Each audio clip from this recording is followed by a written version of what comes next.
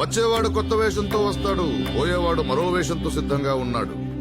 అయినా మనకు అర్థం కాలేదు, భరిస్తాం. ఈ ఊళ్ళో 4 వీధులు తెలిసిన వాళ్ళు, ఇంట్లో గుర్తింపు లేని వాళ్ళు ఎలక్షన్ ఈ 4 రోజులు ముందు సీట్లో కూర్చొని ప్రచారానికి దారి చూపిస్తారు.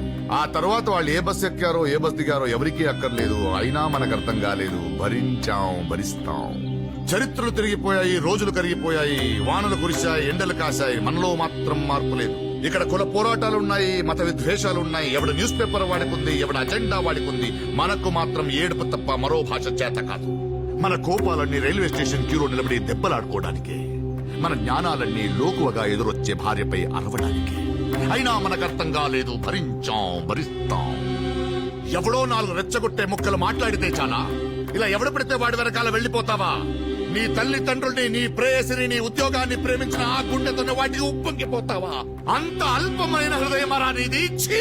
అయినా మనకు అర్థం కాలేదు, భరిస్తాం.